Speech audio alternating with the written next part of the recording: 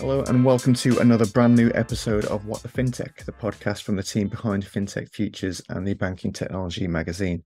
My name is Paul Hindle, editor at FinTech Futures, and for this episode, we're joined by Nicholas Soo, Regional Head of Payments Products Asia at HSBC. Nick, welcome to the show. Thank you so much, Paul. Really looking forward to our conversation.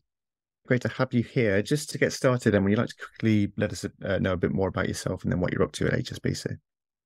Sure. So, Paul, very boring. I'm a career payments banker, and I currently run HSBC in our payments product franchise here in Asia. And I think Asia itself, right, super exciting, given the breadth and diversity of the region. And I think the pace of change here is just immense as well. In addition to HSBC, I also do really have the privilege of chairing the Swift shareholder community in Hong Kong. So also trying, right, where I can to positively influence outcomes at the industry level. And just in general, I'm a really keen observer of all things payments, fintech, and Web3. And hopefully that comes across, right? Maybe with some really nerdy payments points as well. Excellent, excellent. That sounds good to me. It doesn't sound boring at all to me. On the show this week, we're going to be diving into a bit more on central bank digital currencies as our main topic for the week. We've seen a raft of activity in recent months, a number of pilots being launched globally. In the UK specifically as well, the government has recently laid out its plans for the future of a digital pound, which Chancellor Jeremy Hunt says will form a major piece of national infrastructure. So we'll be diving into this topic over the show, covering the different types of CBDCs currently being explored, their pros and cons, as well as potential use cases. All of that's to come a little bit later, but as always, to get us started is our news in numbers segment. So this is where our guest has gone out and found a news story featuring an interesting number to discuss to get us started. So Nick, what have you brought along for us today? Thanks, Paul. I'm going to be greedy and actually give you two. And actually referencing the point that you just made, right? There was actually a great speech by the Deputy Governor of the Bank of England in early February, actually coinciding with the release of the Digital Pound consultancy paper. There were some great nuggets in that speech. What to me really stood out were two really interesting stats on payments in the UK. The first is that less than 5% of funds held for making payments are in the form of cash, and actually then only 15% of transactions in the UK in 2021 involve physical money. So doing the math, the remainder 85% are commercial bank money. So Paul, we will get into these points in a bit more detail later on. But to me, right, these stats really just add a lot more weight to the Bank of England's stated primary motivation for the digital pound, which is to ensure their role as the anchor in the monetary system. Yeah, it was a very interesting speech that he made. Like I say, I think he said in the last 15 years or so, that number has decreased from 60% kind of like cash transactions down to around the 15% now. So I guess assumption wise will be that physical cash is only going to shrink even further moving forwards as well. So how mindful do firms need to be at the moment then in terms of the different forms of money currently at play, as well as new forms that might start arising as well in the future? So, Paul, that's a great question. And if you will indulge me, I would actually just love to spend a couple of minutes to set the scene with our audience on kind of the main types of money that are in use today. And hopefully, once we have that common ground, I think various governments, including the UK, motivations for CBDCs and also some of its related concerns could be a bit more apparent to our audience. So, the first thing I want to outline to everyone is that there are three broad forms of money. And from my anecdotal evidence, not very scientific, but evidence nonetheless, of conversations with friends, family, colleagues, is that most people are oblivious, right, that there are these three different forms of money and perhaps with good reason. So let's dive into that. The first form of money is what we call central bank issued money. And for most of the public, this is experienced as cash, so the physical notes and coins that we are decreasingly using. The second is commercial bank money, which makes up the majority of money as we experience today. And this really is a key point that we'll come back to later. And the third form is privately issued money. So on the one hand, you have highly regulated forms such as regulated e-wallets, and common examples would say be Ali and WeChat in China, Octopus and HSBC's PayMe wallet in Hong Kong, or the Oyster card in the UK. On the other end of the spectrum, you would have cryptocurrencies such as Bitcoin, ETH, or even stablecoins. So, Paul, the reason why I feel we are mostly oblivious to these three different forms of money is that, with the exception perhaps of crypto, all these forms of money are fully interoperable and they are accepted at par value. So let me just give you an example, maybe to bring that to life even more.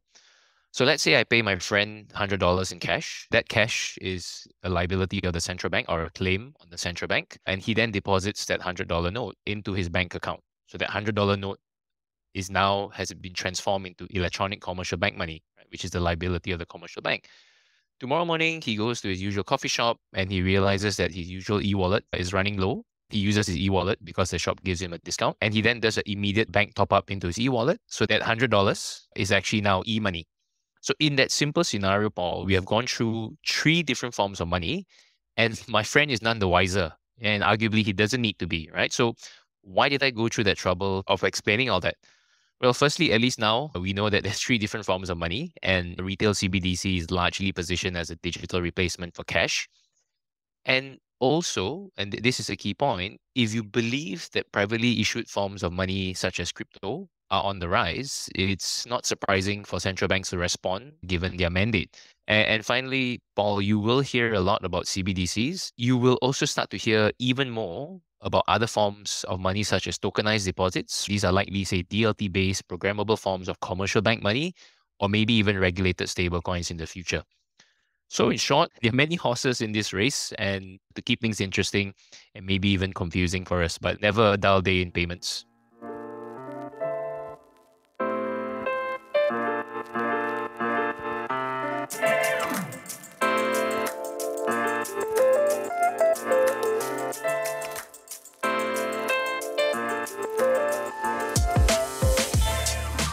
I guess focusing on that main area of CBDCs, then, I mean, you've gone into kind of a brief kind of overview there, but can you give us a bit more detail in terms of the types of CBDCs that central banks are exploring at the moment?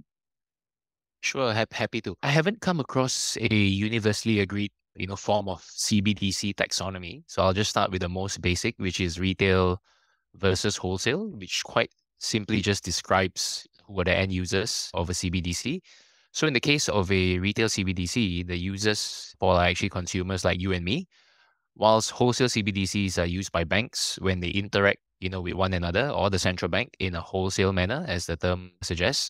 And we will discuss later that there really isn't too much controversy over wholesale CBDCs, largely because, again, the general public doesn't have much practical experience with how banks deal with one another for settlement. But on the retail CBDC side, we will learn that there's a fair amount of debate on the necessity for CBDCs, particularly in developed markets where there are relatively higher levels of financial inclusion.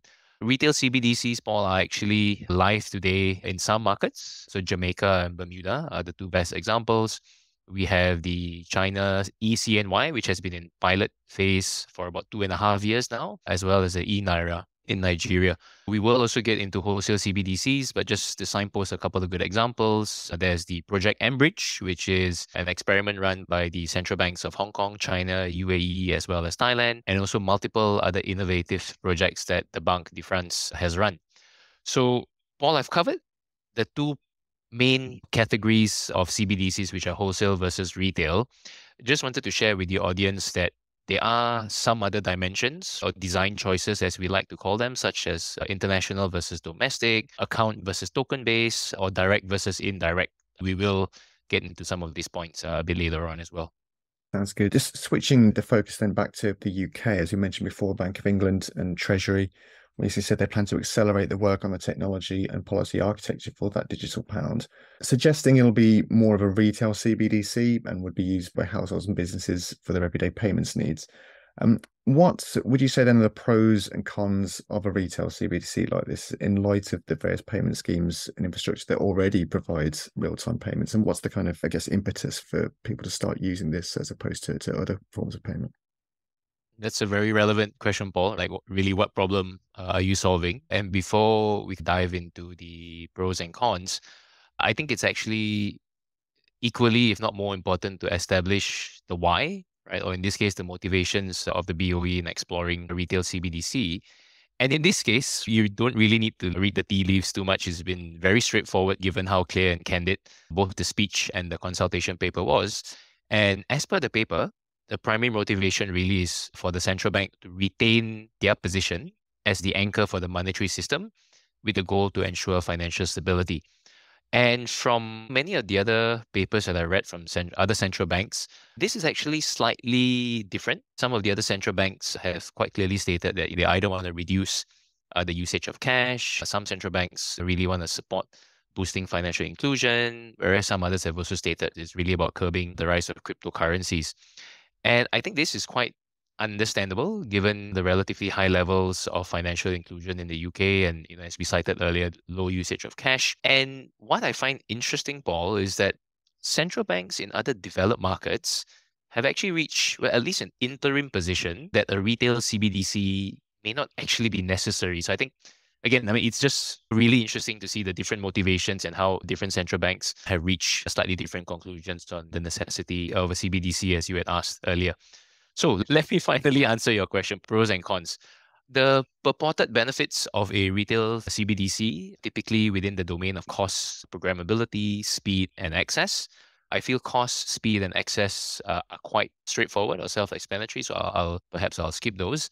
Programmability, on the other hand, refers to how digital money can actually be programmed, and I think some good examples would be, say, triggering a payment upon certain conditions being met, or perhaps even then limiting spend of a CBDC to certain categories. I think this was perhaps referenced in one of the earlier speeches as well. So I'm sure many of your audience will point out each one of these points can be debated for and against, particularly in the context of a developed economy like the UK, which is why, going back to my earlier point, the consultancy paper really does seem to read that the BOE's aims here are slightly more defensive in nature, as evidenced by comments that we made at the start of our conversation as well. And on cons, as per your question, Paul, there are also concerns with a retail CBDC, which I think often boil down to these few areas. It's the big one is disintermediation of banks. There are concerns on the cost of running the system. There are concerns which have been listed around fragmentation, because it's likely that retail CBDCs, at least in the initial phase, will be an additional rail as opposed to a like-for-like replacement. And there's also been very well documented concerns when it comes to privacy. So if there's one area, perhaps, Paul, that's worth diving into a bit more detail, given the amount of literature on this topic, is really around the point of disintermediation, given how heavily it was cited in the UK's paper and multiple other central banks, including some couple of great papers from the Bank of Canada on this topic. So as I highlighted earlier, a design choice that central banks face are whether retail CBDCs should be direct or indirect. In this case, a direct model simply means that the central bank is responsible for everything. And I mean everything from operating the ledger, distributing the CBDC, and even day-to-day management of the mechanism by which users like you and I, Paul, use the CBDC. And as central banks go today, I think it'll be quite obvious to everyone that's not how they operate. They do not operate accounts like a high street bank. And I believe that's not how the vast majority of central banks want to operate. So that's why I think in most countries that are exploring retail CBDCs, an indirect model is a lot more likely. And I think BOE stated that in their paper as well. So indirect model really just means that the issuance and liability remain with the central bank, but the distribution and operations are within the private sector. So in this case, commercial banks or fintechs. So I did also want to perhaps just elaborate very briefly on, so how does this relate to disintermediation? So one small caveat, Paul, there aren't any retail CBDCs which are truly live in large developed markets. So I think these are theorized concerns, if I can share that, but concerns nonetheless that a CBDC could potentially crowd out the role of commercial banks, particularly in their ability to raise deposits, which may then impact their ability to lend. So, Paul, it's not a very well-known fact, but the bulk of new money creation is typically triggered by commercial banks. So in this case, a successful loan deposited into an account creates new commercial bank money. And to build on that, there are guidelines, as I'm sure a lot of the audience is aware, that banks have to abide to, which include asset to liability ratios or loan to deposit ratios. So the concern in some quarters is that if CBDCs are successful, they could potentially crowd out commercial banks if the public, say, has a preference to keep their funds in the shape of CBDCs, which then means that the first or second order impacts are that commercial banks have to find other forms of funding, which could be pricier, which in turn then leads to higher interest rates on loans that you and I may wish to take out. So to wrap it up, Paul, many central banks, the BOE included, have suggested a cautious approach, which include perhaps introducing caps on how much CBDCs that a citizen can hold, The CBDCs are probably going to be non-interest bearing and also then phasing in higher amounts depending on how the initial pilot outcomes go. So are these concerns real? Are they overblown? I think it's too soon to say, but a prudent approach for something this important certainly seems sensible. Yeah, definitely. It'll be interesting to see how it all evolves moving forwards. I mean, with all the kind of activity that we're seeing at the moment globally, do you think there's a sense from central banks that they have to be exploring these now to avoid being left behind and given the potential impact that they might have? Definitely. I certainly get that sense. And it's actually not dissimilar from what we observe, say, with the explosion of real-time payment projects in Asia about 5 to 7 years ago now. How and the regulators were speaking to one another, comparing notes, and then iterating on top of each country's success or failures when it came to real-time payments deployments. And let's ask ourselves this, right, Paul? If you are a central banker, can you really afford to get left behind? Right? Central banks are tasked with implementing monetary policy, ensuring financial stability, and controlling money supply. And beyond the typical highly regulated commercial banks, if there are new actors on the scene and they potentially could impact your ability to carry out your job, I think it's not surprising that the central banks are responding and really studying this space very closely. There are more than 100 banks now looking at CBDCs. And as mentioned earlier, there are only two that are officially live, if you believe the website cbdctracker.org. But if you scroll down further, you'll notice that a vast number of pilots, proof of concepts, and research underway. And this really doesn't surprise me at all, Paul. We spoke about retail CBDCs a bit earlier from a domestic context. But as we'll soon learn, right, CBDCs also have cross-border use cases. And switching up again, I guess, to look at wholesale CBDCs, then what use cases exist there, and then what difficulties exist in terms of their implementation? Great question, Paul. And before I can jump into detail again, I would actually highly recommend the audience to read Fabio Panetta's September 22 speech at the Bundesbank. Mr. Panetta is the executive board member at the ECB, and I felt that his speech was one of the most balanced ones I've read recently. He stated some really hard facts on wholesale CBDCs, ranging from do we really need underlying DLT technology in some cases, and also that wholesale CBDCs, at least domestically, are already here in some shape or form, right? And they're a lot more straightforward given the narrower set of stakeholders.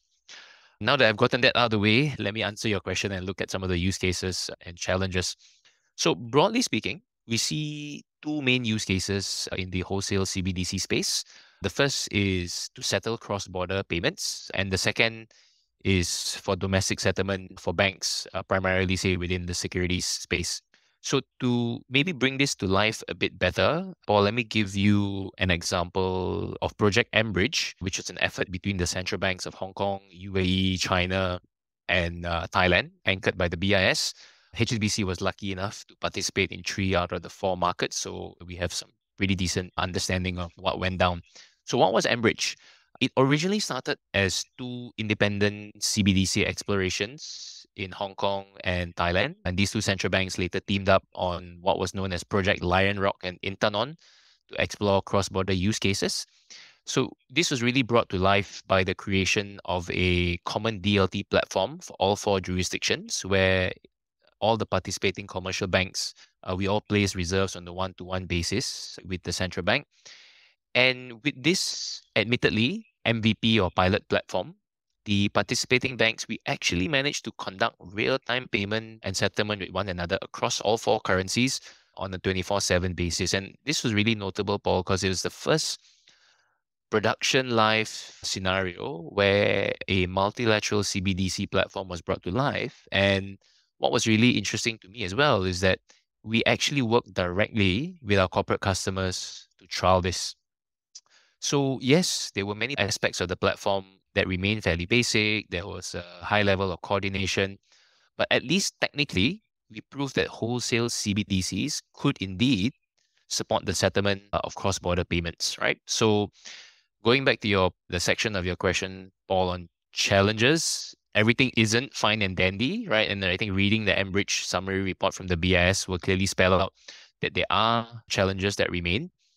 And to me, the way I think about it is that we really need to kind of orchestrate this Goldilocks zone where different jurisdictions can really cooperate across a whole range of complicated aspects, say from monetary policy How can each country maintain sovereignty, right, over their monetary policy? How do they look to harmonize or find a middle ground amongst regulations, the legal categorization of the platform, and even the underlying platform ownership, right? And it's no mean feat, to really negotiate all that. And I think another point I just wanted to add, Paul, is that a lot has been made of wholesale CBDCs or other blockchain-based infrastructure really being the death knell for the current correspondent banking framework.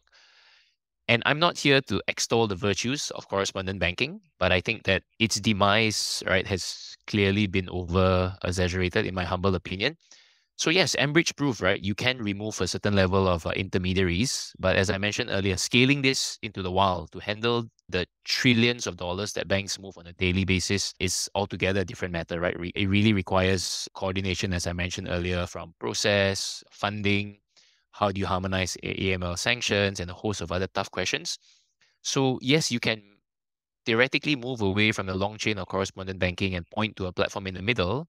But then that then raises the questions of who runs the platform, who sets the rules, be it operational, commercial, amongst others. And no easy answers here, I'm afraid, Paul. So I think in short, we believe Enbridge and other recent projects have proven that the tech largely works, but I think it's the messy problems of human coordination that remain. And Paul, final point I'll make on this, because I realized that I spoke mainly on cross-border settlement use case as an example of wholesale CBDCs, but there's also a fair amount of work happening with the domestic wholesale CBDCs, as I mentioned, largely within securities. And this is where how atomic DVP, or what is known as delivery versus payment, can be achieved to really speed up, say, the settlement cycle and remove friction in this space. I believe these truly all are really worthy experiments, as I think we are inevitably, right, as society moving towards an always on 24/7 world. The last thing I'll say here is that we don't believe in HSBC that every single use case necessitates a digital currency. So there are certain things that HSBC is looking at perhaps to create better off-ramps into the normal fiat world whilst allowing the benefits of blockchain in terms of instant value transfer. So we'll definitely come back to share more information on that in due course. Excellent. Sounds good. I mean, I guess in terms of, rolling these out, then is there a chance that your retail and wholesale CBDCs could be part of the same infrastructure? And then what might be some of the design considerations there, if so? Short answer is that it's probably too soon to say.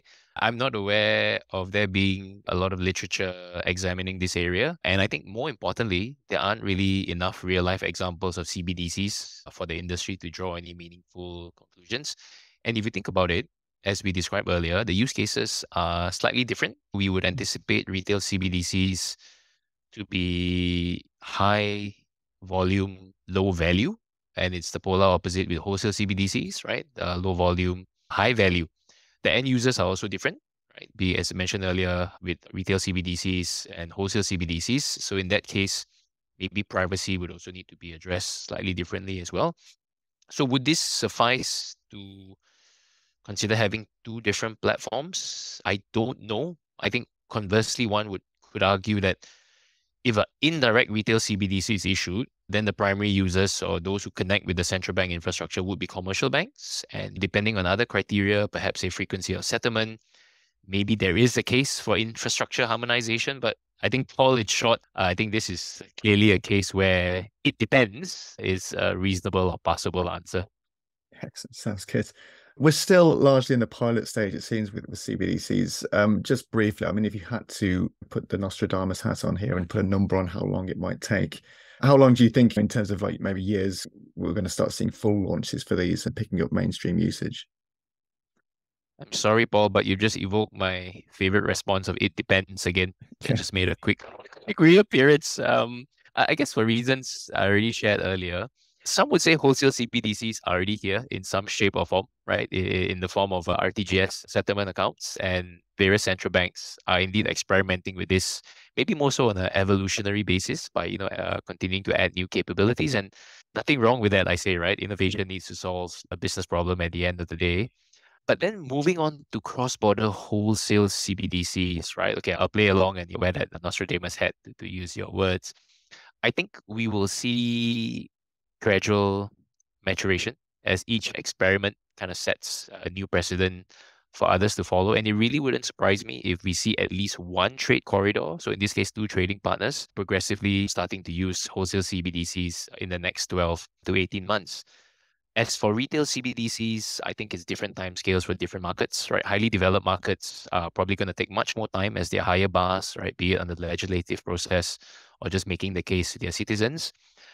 The one thing I want to stress, however, is that I definitely see the industry maturing away from a tech for tech sake's experimentation into what business problem am I solving mindset. And I can see this across many different markets. So where I'm based, Hong Kong, right? Seriously exploring bond tokenization in Singapore, Project Orchid on purpose-bound money, having some very clear use cases, or even the Reserve Bank of Australia, RBA, recently announcing on the EAUD pilot, looking at 14 different use cases, including livestock auctions, I might add. Yeah, very Aussie, right? I know. And jokes aside, I think there's a lot to be admired with the RBA's proposed use cases, right? Ranging from offline payments, nature-based bond asset trading, or even CBDC interoperability with Web3, just to name a few. I think final point, Paul, I'll make on this is that, and I think this relates both to future of money and maybe even life more broadly. I think we should always remain open-minded and be prepared to change our minds if new information comes to light. And actually, just as we record this, there was a new report a couple of days back on Project Icebreaker, which is the interlinking of retail CBDCs between the Swedish, Norwegian, and Israeli central banks, where they're testing out a retail cross-border use case, right? So I think I haven't properly digested it yet, but it definitely looks interesting, and it certainly adds to the reservoir of knowledge on this topic, Paul. Excellent. And just quickly to finish off, then looks like CBDCs are kind of on the way and potentially going to be the future there. How can companies and corporates get prepared for these? Okay, this is a tough one on CBDCs, right? Delivering real commercial benefits at scale. And the reason why I say that is that ultimately, money is still subject to the rules of network effects, right? So what that means is that you need to have a laser sharp focus on UX or user experience. And I feel that for CBDCs to thrive, it needs to be demonstrably better than other forms of money, right? Like, does the average person care that CBDCs could be deemed as safer, given it's a claim on a central bank rather than a commercial bank or private company? Probably not. That said, let's not forget that central banks and governments probably have multiple options in their toolkit and could deploy various methods, right, to see CBDC succeed. And let's also not forget that we haven't really defined what success looks like. Is that viewed from a consumer lens of having cheaper, better, faster payment options? I mean, as a consumer, I certainly hope so. Or is success viewed as a central bank resting full control over their monetary landscape? Right. And I think, how about those potential concerns that we spoke about earlier? How are they going to be addressed, right? From, say, disintermediation, privacy, and how we're going to navigate some of these trade-offs. So, Paul, never a dull day in payments, as I say, and there's really lots to mull over.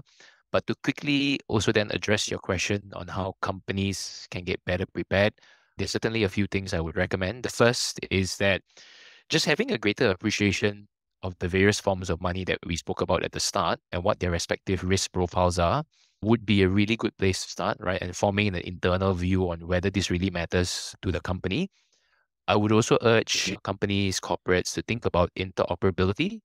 Yes, I mentioned that cash, commercial bank money is largely indistinguishable, but if we are headed to a future where there's going to be CBDCs, tokenized deposits, crypto regulated stable coins, how are we going to interoperate? How will, your accounting systems or your policies internally cater for this landscape? I think that definitely bears a bit of thinking.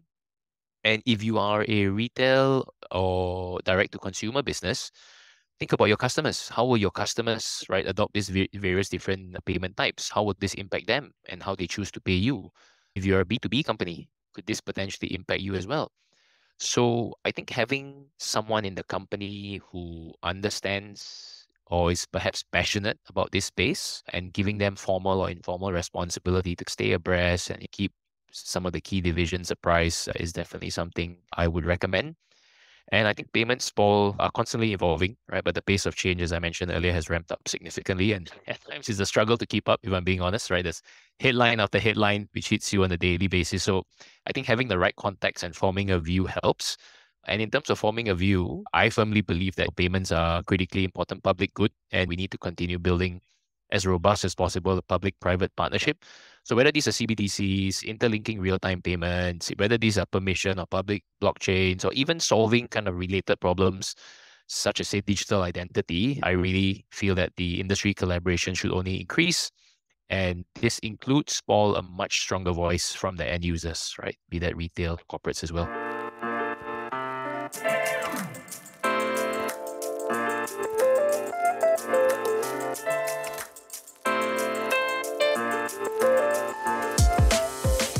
Close out our podcast again, we now have our infamous FinTech Jails. This is where we ask for an industry term, buzzword, or trend that our guest has seen or heard enough of. We then debate whether it deserves a place in the jail, or if it's already there, whether it needs an extended sentence. Or, of course, our guest can argue to free one of the previously incarcerated terms. So, Nick, which buzzword would you like to hand a sentence to? Oh, wow. I saw your list. I don't know where to start, but it was a really tough choice. But I'm going to make a case to release NFTs. Not because I'm a huge fan of monkey or alien JPEGs, Paul. And I agree the hype cycle was way overblown. In some instances, things maybe even got a bit scammy. But I'm proposing a release because of the underlying utility that NFTs can potentially bring, right? And I think many of us have experienced this, right? From, say, event ticketing, POAP, or proof of attendance passes, token gated commerce, just to name a few. So if you kind of take NFTs, couple that with some cryptographic advances such as, say, zero knowledge proofs or ZKPs, I think they have the potential to solve a lot of real world problems, right? When you strip away the hype and the speculation. Yes, I can hear skeptics already, right? Already calling for my head talking about NFTs, and I do acknowledge the legal frameworks do need to catch up as well. And love it or hate it, I think there's no denying that the crypto hype cycle has accelerated progress in many of these domains, Paul, CBDCs included. And the optimist in me is quite bullish that we'll see some common good, right, emerge from NFTs and a lot of these technologies sooner, hopefully, rather than later.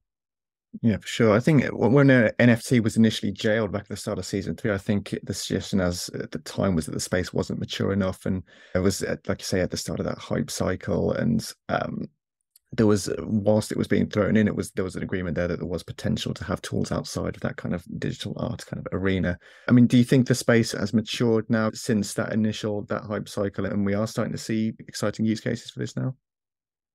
Yes, definitely. In the Hong Kong FinTech Week, which was, I think, in early November, we all had a proof of attendance NFTs as well. I think this is part of the government's initiative just to explain to the general public on how NFTs work. And as I said, beyond, alien or monkey JPEGs, NFTs do potentially have a lot of utility for some of the use cases that I mentioned. And that's why I would lobby quite hard, Paul, to make a case to release NFTs for a greater common good that they could potentially bring to society. It sounds good to me. I'm quite happy to break it out now. I think it's time to give it some freedom and see what we can really do with that underlying technology. Well, that's all we have time for this episode of the podcast. Thanks, of course, to Nick for joining me. As for FinTech Futures, you can find us online at www.fintechfutures.com, on Twitter at FinTech Futures, and of course on LinkedIn. If you like this podcast and our other episodes, you can subscribe on Apple Podcasts, Spotify, SoundCloud, or your favourite podcasting service to get notified about future episodes.